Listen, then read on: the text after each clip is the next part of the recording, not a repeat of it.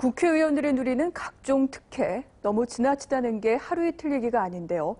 비리 혐의로 구속돼 감옥에 있어도 매달 수천만 원의 세비와 경비는 꼬박꼬박 챙긴다고 합니다. 여전히 특권 내려놓기에는 관심이 없는 의원들, 그리고 이를 막을 대안은 없는지 김창문, 이승국 기자가 차례로 집중 보도합니다. 현재 수감 중인 현역 국회의원은 모두 3명. 지난해 9월 철도 비리와 입법 비리 혐의로 각각 구속 기소된 새누리당 조현영 의원과 새정치민주연합 김재윤 의원, 또 지난 1월 말 법정 구속된 새누리당 송강호 의원입니다. 정치자금법 위반 혐의 등으로 구속 기소됐던 새누리당 박상은 의원은 1심에서 집행유예로 풀려났지만 여전히 재판이 진행 중입니다.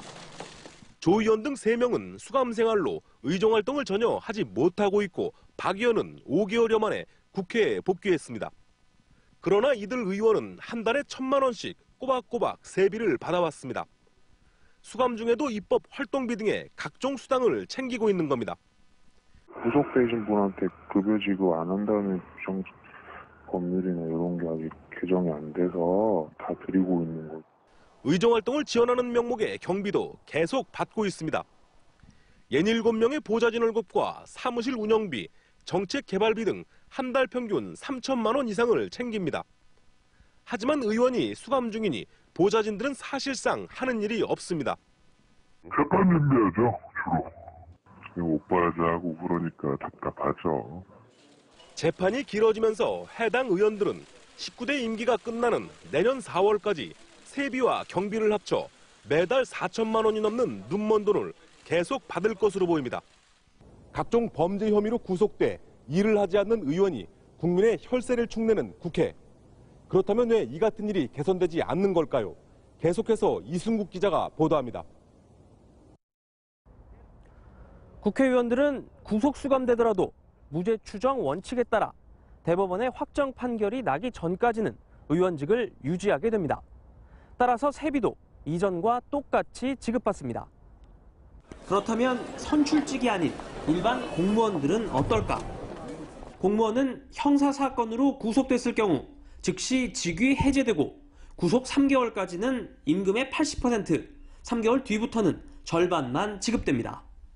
형평성 문제가 나오는 대목입니다. 문제를 느낀 여야도 자체 혁신위원회를 통해 이른바 무노동 무임금 원칙에 따라 회의에 불참하는 국회의원의 세비를 삭감하는 방안에 공감했지만 아직까지 구체적인 실천 방안은 나오지 않고 있습니다.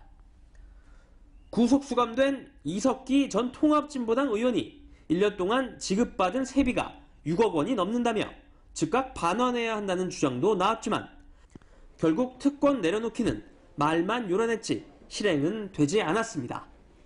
회의에 참석하거나 토론을 하거나 또 표결을 하는데도 참여하기 어렵죠. 그런 사람에게 국민의 세금으로 세비가 지원되는 것을 납득할 수 있는 국민들은 거의 없을 거다. 반면 서울시의회의 경우 구속된 시의원에게 세비 지급을 중단하는 조례 개정안을 통과시키는 등 지자체를 중심으로 변화의 움직임이 일고 있습니다. 이에 따라 구속된 국회의원의 직무를 정지시키는 등의 규정을 만들어 지급되는 세비를 삭감해야 한다는 주장이 공감을 얻어가고 있습니다. OBS 뉴스 이승국입니다.